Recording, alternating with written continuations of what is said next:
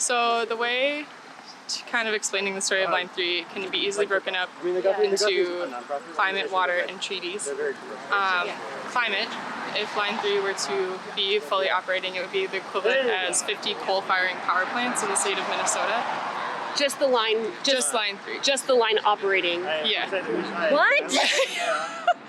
So insane, and especially since Minnesota kind of like prides itself on wanting to be like natural. Isn't it like the land of 10,000 lakes? Yes, yeah, and then Walz, our governor, ran on a campaign that Line 3 was a non-starter. Our Lieutenant Governor Peggy Flanagan is an Indigenous woman from White Earth Reservation. Also, the tar sands oil where it's coming from in Alberta, Canada, they've burned the size of the state of Florida of boreal forests to extract the tar sands. And so oh my god, we always up in Alberta. Yeah, up in Alberta, Canada, and we always hear about the Amazon and the burning of the Amazon to create like grazing land for cattle, which of course is also terrible, but we never hear about Canada burning boreal forests that hold an immense amount of carbon, old growth forests that they're burning to extract tar sands oil to then pump through places like, or states in the United States. So now I'm gonna kind of go into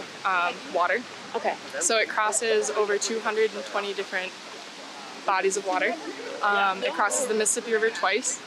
Once at near the head of the Mississippi River, and then further down the Mississippi. I don't know how many miles, but and then it crosses like really critical waterways. It affects wild rice, and wild rice only grows around the Great Lakes area. It's has huge cultural importance to Indigenous people, and also like the state of my family. I don't have Indigenous like background, but my family is from northern Minnesota, and we collect wild rice, and it's like just an amazing part of being in this area that you can like benefit from having wild rice. Yeah. And so that threatens so many different bodies of water. The Mississippi, which like further down, you know, when you get to like the southern states, when it gets close to the Gulf, they call that area Cancer Alley because there's so many different places of that like leak chemicals into the Mississippi, and to like threaten the headwaters is just like heartbreaking. And it's also all of that area in northern Minnesota is wetland, which is not like a smart place to put a pipeline, because all pipelines kind of erode, and like putting it in a wetland, at least what I have heard, I can't cite any specific like science, but that water will erode pipelines more quickly than if it's placed somewhere that it's not always wet. So climate, water, and then treaties. So we're on the Treaty People Walk. So treaties are the supreme law of the land.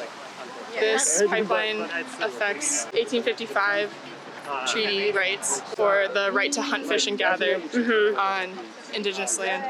And Minnesota is located on Anishinaabe and Dakota land. This specifically in northern Minnesota is Anishinaabe. And to make public land that was like the space that I spent the most time is near Palisade. And so there's the easement that used to be on public land owned by the DNR, and then one day they just put private property and where there used to be public land. Wow. And then made it illegal to be there because they made it a construction site. And then that directly affects treaty rights. Yeah. And we're all treaty people, even though I'm not an Indigenous person.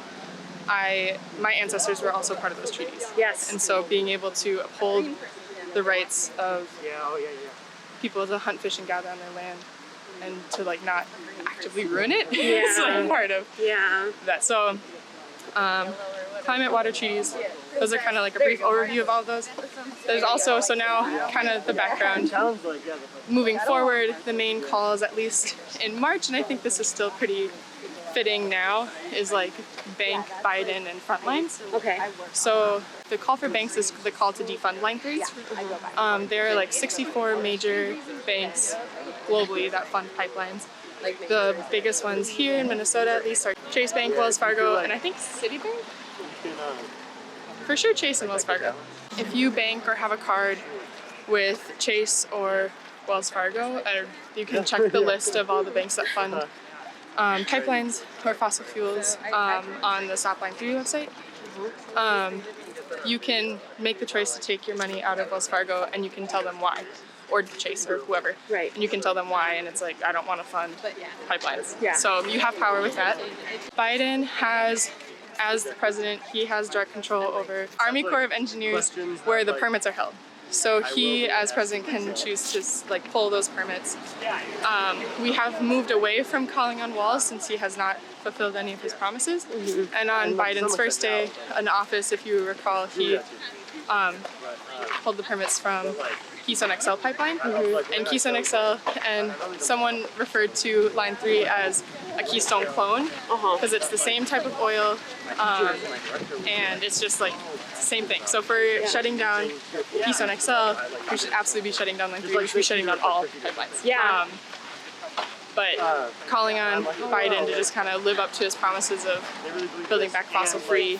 But there are 5 major pipelines kind of coming from that same area. So it was Keystone XL, which was shut down, DAPL, Line 3, Line 5, and then Trans Mountain Pipeline.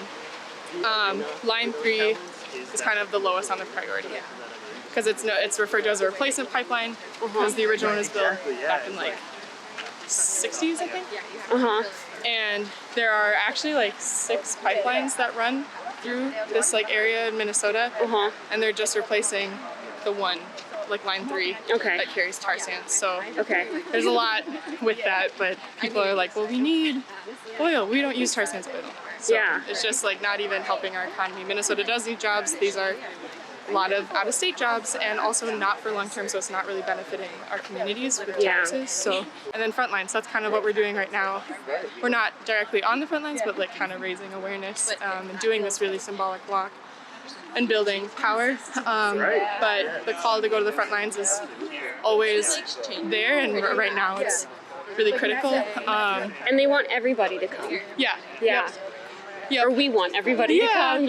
So you can go to stopline3.org/hub, I think. Yes, I think that's it. And it will have resources for you to get to the front lines. And you can go at any capacity you can offer.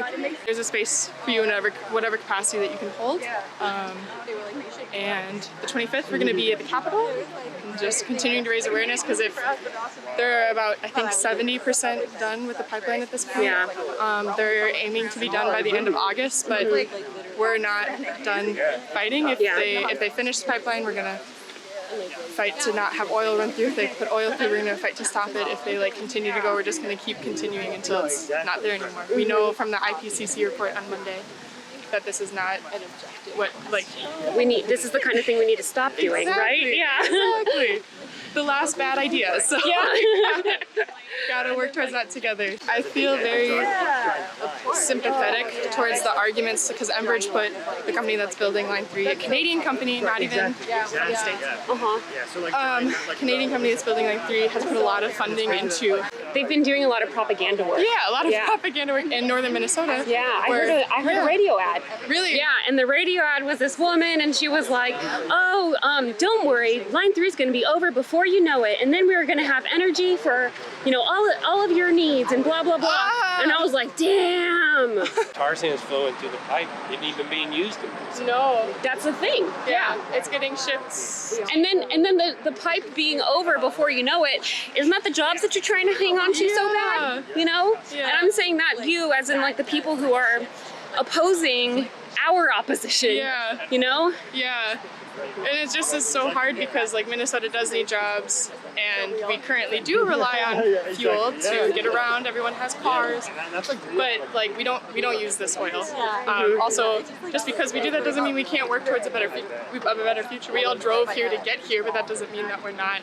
That doesn't mean we really wanted to. Exactly. That's our only option currently. So we're fighting for better options. Yeah. So I think that's the main gist. So thanks, Biden Frontlines. Climate, water, treaties. Thank you. Thank you so much. That was